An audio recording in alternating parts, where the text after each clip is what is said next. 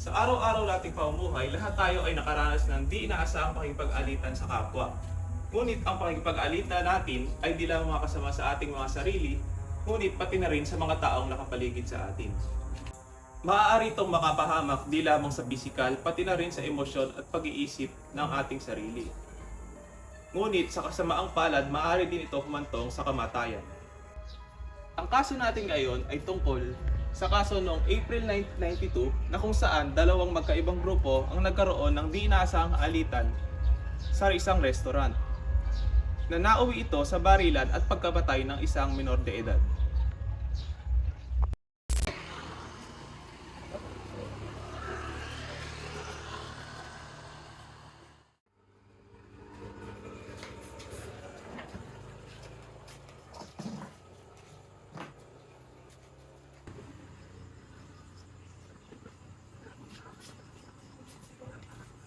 Ito po yung order yung dalawa.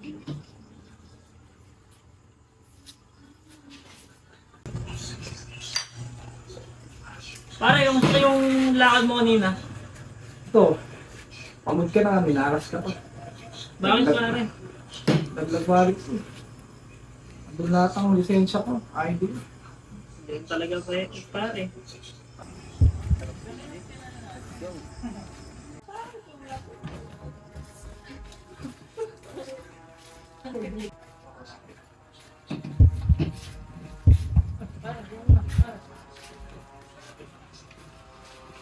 Boss, dalawang beer. Wala talaga may sigsarap na yung mga sa umaga.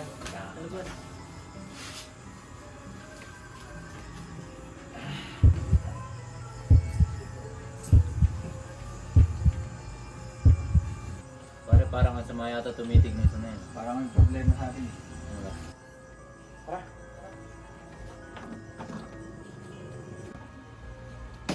Angas nyo ah! Wow, ano pre? Ano, napaka-angas talaga nito na yan ah. Grabe yung tao na yan. Malakas tama ka nun, pre. Ano na pre? Ano yung ano ko?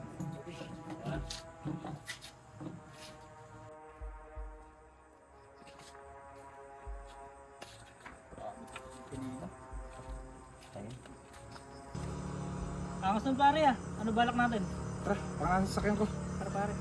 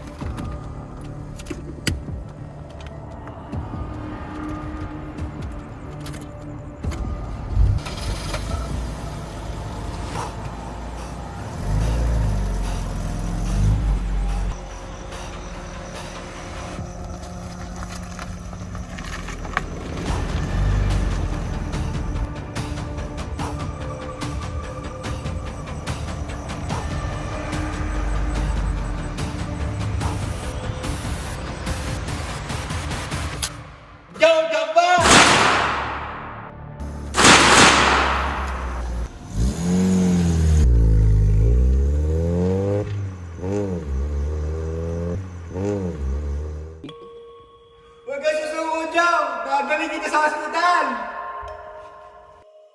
Bro! Tulong! Tulong, please! Parang awa nyo na! Uy! Pre, bakit? Ano nangyari?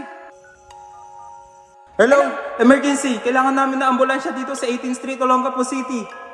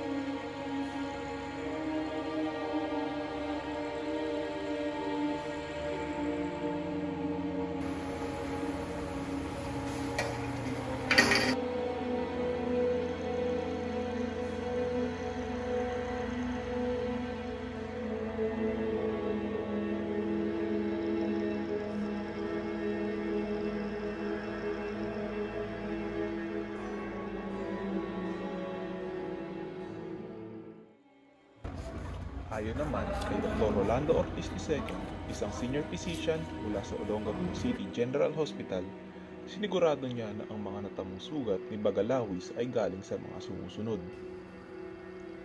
Kalahating punto sa kalahating puntong sentimetro at 2.5 sentimetro sa ilalim ng lateral malleolus ng kanyang kanang paa at lumabas sa 7 punto sa 7 puntong sentimetro plantar aspect ng kanyang kanang sako.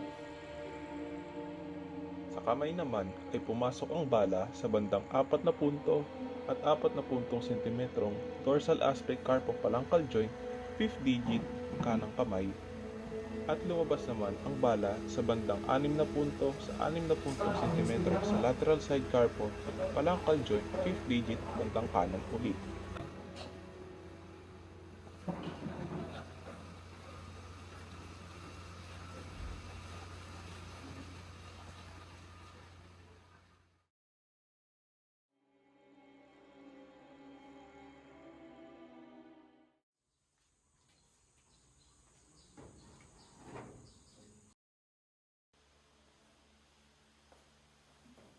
Magandang umaga, Dr. Padillano. Ako nga pala si Police Officer Balcora at naman akong partner na si Police Officer Arabe. Nandito kami para malaman ang report ng autopsy na aming biktima na si Mr. Monteverde. May nalalaman ka ba tungkol dito? Kinagagala ko kayong makilala. Sandali lamang at kukunin ko ang resulta ng autopsy. Base sa resulta ng autopsya, ito ang mga sanhi ng pagkamatay ni Mr. Monteverde. Makikita niyo dito na nakaranas siya ng hypovolemic at neurogenic shock na sanhi ng pagkabaril sa kanya.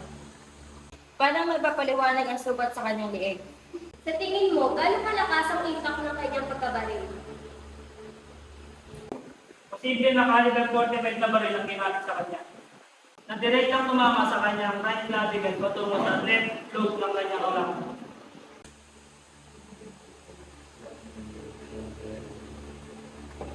Okay, ngayon mas naunawaan na namin. Maraming salamat sa iyong kooperasyon, Dr. Padillano.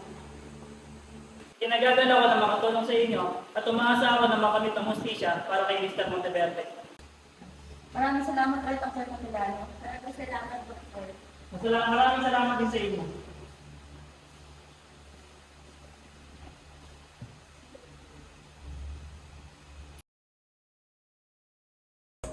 Mr. Manlapas, may gusto lang kaming linawin patungkol sa iyong mga sinasabi. Sinabi mo na nasa Pampanga ka at bumibili ng scrap materials noong nangyari ang insidente. Oo, tama yan. Umalis ako ng alas 11 ng ating gabi at bumalik ako ng alauna ng madaling araw. Meron akong mga resibo ng aking pinamili at meron din akong saksi na nakakita sa akin doon. At gayon pa man, nakilala ang iyong sasakyan sa pinangyarihan ng krimen. Sa labas mismo ng restaurant kung saan huling nakitang buhay sina Mr. Monteverde at Mr. Bagalawis. Narinig ko na yan. Pero gaya nga nung sabi ko sa inyo, wala akong sa Olongapo. Ginamit ng aking asawa ang sasakyan para ihatid ako sa istasyon ng bus. At pagkatapos, kinuha niya ito noong katapusan ng linggo. Napag-usapan na rin lang naman ang iyong asawa, ang kanyang testimonya ay nagpapatunay sa iyo. Ganun pa man, ang iyong driver na magkukonfirma sa iyong alibay ay hindi alam ang iyong biyahe at hindi pwede siyang magmaneho sa iyo. Taon na sa amin si Reynaldo. Pinagkakatiwalaan ko siya sa aking pamilya. Huling minutong desisyon ang pagsakay sa bus. Hindi ko naisip na gisingin siya.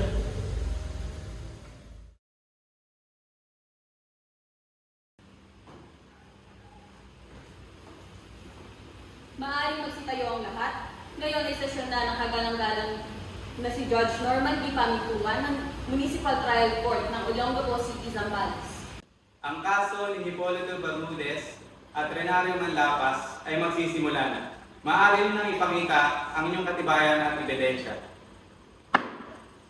Bigyan natin ng daan ng mga testigo para ipakita sa atin ang katibayan na maaaring patunayan na ang nasasakdal ay nagkasala. Narito ang abogado ng nasasakdal na si Attorney Delacha at ang abogado ng biktima na si Attorney Bautista. Pati na rin ang mga saksi sa magkabilang panig. Your Honor, ako si Jasmine Bautista at ako ang tatay ng abogado ng biktima para sa kasong ito. Your Honor, ako si Attorney Anjo Belacha at ako magiging abogado ng nasasakdal para sa kasong ito. Nagsimula na ang pagbibigay testigo sa loob ng hukuman sa unang salaysay ng asawa ng nasasakdal na si Marites Manlapas. Sa ikalawang pagsasalaysay naman, humarap ang driver na si Reynaldo Quirobin mula sa panig ng pamilya Manlapas o ang kanilang personal driver. Mrs. Manlapas, maaari mo bang isalaysay sa kwartong ito ang nangyari sa iyong asawa noong ika-10 ng Abril 1972 sa restaurant na nasabing enkwentro? Pagkatapos isaray ang tindahan namin noong alas 9 ng gabi, inaya ko yung asawa ko na magmerienda sa isang restaurant kasama ang aming anak na babae. Sumakay kami sa aming Isuzu pick-up. Nakaalis kami sa restaurant, hating gabi na para umuwi. Kinabukasan, nagising kami ng asawa ko bandang alas 6 na ng umaga. Umalis din siya nung umaga na yun. Sumakay siya sa bus papuntang Pampanga para bumili ng scrap materials. Nung hapon ding iyon, dumating yung mga autoridad ng pulisya sa amin at ipinalam sa akin na ang sasakyan ay sangkot sa isang insidente kung saan restaurant kami kumain. Malinaw sa salaysay ni Mrs. Manlapas na ang nasasakdal na si Renario Manlapas ay kasama din sila sa araw din iyon. Mr. Quirobin, ano ang iyong basihan upang mapatunayan na ikaw ang naging tagapagmaneho ng pamilya sa araw na iyon? Una sa lahat, ako ay naging driver ng pamilya sa loob ng 5 taon. At noong araw na yon, ako ay napagustusan na dalhin ng pamilya Manlapas sa Richard Restaurant at upang magapunan at umuwi na rin kinalaunan. Objection, Your Honor. Ayon sa kanyang pananalita, ay parang taliwas ito sa mga inilathala ng unang nagsalaysay. Objection. Sustain. Proceed. Mr. Quirobin, ano ang iyong basihan upang mapatunayan na ikaw ang naging tagapagmaneho ng pamilya sa araw na iyon? Dahil si Mr. Manlapas ay hindi marunong magmaneho ng sasakyan at siya ay wala pang lisensya pang maneho. Dumako naman tayo sa isa sa mga naging testigo sa nasabing kaso. Magbigay daan para kay Ginoong Antonio Miklat. Mr. Miklat, maaari mo bang ikwento kung ano ang iyong nakita sa mismong gabi noong ika-10 ng Abril? Habang ako ay naka-duty bilang isang traffic enforcer noong araw na iyon, nakita ko ang dalawang lalaki na lumabas sa restaurant at sumakay dun sa isang parang owner type na jeep. Palauna, nakita ko rin ang dalawang lalaki na lumabas sa restaurant at naglakad palayo. Parang napansin ko na sinusundan ng naka-jeep yung dalawang lalaki at di katagalan nakarinig ako ng 3 putok ng baril at kabunda lang kumaripas ng takbo ng jeep. Nakita ko yung dalawang lalaki na sugatan at may tama na baril at yung isa ay nanghingi pa ng tulong sa akin. Agad ko naman nilapitan at tumawag ako ng ambulansya at nagsumbong na rin ako sa police station para i-report yung nasabing krimen. Tayo ay dumako na sa pangalawang testigo. Magbigay daan kay Benjamin Apali. Ako po yung security guard na naka-duty noong araw ng insidente, ika-10 ng Abril as 4 ng umaga. Dumating sa restaurant si Bermudez na may kasamang 3 babae. Kasunod na pumasok ang 2 lalaki na magkaibigan, dumaan sila sa harap nila Bermudez at hinampas ang lamesa nito. At umupo malapit kila Bermudez. Nagkatinginan ng masama ang 2 grupo. Nilapitan ni Bermudez ang 2 magkaibigan at sinita ito. Sinabihan ito ng hindi magandang salita at ikinagalit naman ni Bermudez na naging rason para sampalin at tutukan ng Bermudez ng baril. Agad kong inawat at sinubukan pakalmahin ang 2 grupo. Nakasalubong ko si Antonio Miklat na tumugod ngunit nabigong sumunod sa akin. Pagbalik ko ay nakita ko naman si Bermudez at ang 3 niyang kasamang babae na paalis sa lugar. Ilang minuto lamang ay nagbayad na ang 2 lalaking magkaibigan at umalis na rin. Kalaunan ay nakita ko ang incidental pagmamaril na kinakasangkutan ng 2 grupo. Ngunit hindi ko na makita si Manlapas sa araw ng krimen. Wala ka dapat aminin dahil hindi ko nakita si Joseph Monteverde at Magalawis nung araw na iyon. Narinig ko na rin mismo, galing sa isang testigo, na hindi niya ako nakita mismo noong araw na iyon. Order from the court. Pinapatawag ko ang sasabi na tawa ng OSP upang magbigay linaw sa mga ebidensya na sabi sa kaso. Ang Office of the Solicitor General ay nanindigan na ang mga inconsistencies na binanggit ni Manlapas ay hindi tugma at hindi nakakaapekto sa kredibilidad ni Robert Magalawis. Dahil sa mga kulangan ng kanyang affidavit, giniit ng OSG na ang mga affidavit ay karaniwang hindi kompleto at kulang sa detalye. Ayon sa pangyayari, napatunayan ng trial court na kapanipaniwala at prangka ang mga testimonya ni Bagalawis. Iginiit ng OSG na ang pagsasabuatan ay hinuha mula sa gawa ni Manlapas at Bermudez na nagpakita ng karaniwang desisyong kriminal. Si Manlapas ay positibong kinilala na humawak at nagpaputok ng baril. Dapat ding mabigo ang kanyang pagtatanggol sa alibay dahil nabigo din si Manlapas na patunayang imposible na siya ay nasa pinangyarihan ng krimen. Gayunpaman, ang OSG ay sumasang-ayon kay Manlapas na ang pagtataksil ay hindi maaaring pahalagahan dahil nabigo ang prosecution na patunayan kung paano nagsimula ang pag-atake. Hindi nakita ni Roberto Bagalawis na si Manlapas ang unang nagpaputok ng baril. Nang marinig ang unang putok ay lumingon si Bagalawis sa likuran. Ang pagtataksil ay hindi maaaring batay lamang sa mga haka-haka. Panghuli na obserbahan ng OSG ang isang clerical error sa paggawad ng mga danyos ng trial court. Nanindigan ito na ang 50,000 piso ay ang civil indemnity para sa pagkamatay ni Joseph Monteverde, habang ang buong 30,000 piso ay para sa moral damages. Gayon din, habang ang OSG ay sumasang-ayon na magkahiwalay na ang mga parangal ng moral na pinsala sa mga tagapagmana ni Joseph Monteverde at kay Robert Bagalawis, ito ay nagsasaad ang mga huwarang pinsala ay hindi maaaring ibigay dahil sa kawalan ng isang nagpapalubhan ng pangyayari. Isang mapagpalang araw sa inyong lahat. Narito ako upang magbigay linaw dito sa nasabing kaso upang ipakita ang nakalap naming ebidensya. Tinatanggihan namin ang pagtatanggol ni Manlapas sa alibay. Si Manlapas ay positibong kinilala ng mismong biktima na si Roberto Bagalawis. Hindi maaaring manaig ang alibay sa positibong pagkakakilanlan ng mga akusado ng saksi. Sa kredibilidad ni Roberto Bagalawis, dapat bigyan diin na ang mga hukuman sa paghahabol ay hindi karaniwang nakakagambala sa mga natuklasan ng hukuman sa paglilitis sa usapin. Ito ay dahil sa hukuman sa paglilitis ay nasa isang mas mahusay na posisyon upang matukoy ang issue na narinig ang mga saksi at naobserbahan ang kanilang kilos at paaralan ng pagkatotoo. Kaya, maliban kung ilang mga katotohanan ng sangkap at halaga ay nalampasan na kung isaalang-alang ay maaaring makaapekto sa resulta ng kaso, hindi natin dapat ipagtatasa ng trial court sa kredibilidad ng mga saksi. Sa punto na ito, hindi masyadong napatunayan ang argumento ni Manlapas at Bermudez sa usapin. Ayon din sa isinagawang investigasyon, napulot din ang basyon ng balang ito sa nasabing lugar ng ikwentro sa araw na iyon. Objection, Your Honor. Ang sinabing ebidensya ay maaaring nanggaling sa ibang baril at basta na lamang itinanim bilang ebidensya. Objection sustained. Paano mo nasabi na kay Mr. Manlapas mismo galing ang balang yan? Napag-alaman din namin na ang balang ito ay galing sa isang kalibre 45 na baril na may marka na Colt MK4 Series 80 at markang FG25275. Napag-alaman din na hindi rehistrado ang baril na ginamit at may bakas na marka ng daliri ang hawak ng nasabing baril na galing kay Mr. Manlapas.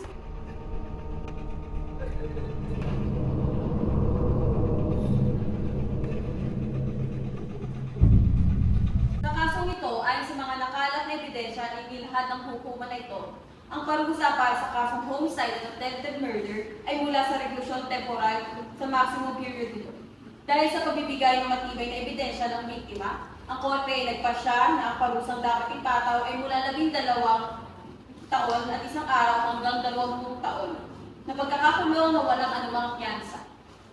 Pinahatulan ng hukumang ito na si Renario Manlapas at Hipolito Bermudez ay naparusahang guilty sa pagpatay kay Joseph Monteverde at muntikang pagpatay kay Roberto Bagalawis at sa paggamit ng hindi lisensyadong baril sa nasabing krimen. So ordered.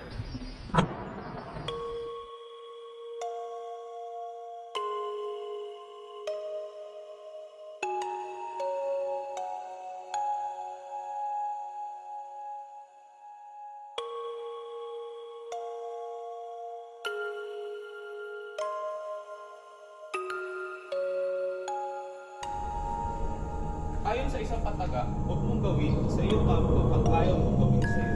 Bilang isang tao, hindi dapat tayo magpadala sa ating galit, ngunit tayo ay maging mapagkumbaba at bigay pasensya sa ating mga kapwa upang maiwasan ang mga di kaaya-ayang pangyayari na maaaring mangyari sa atin at sa kanila.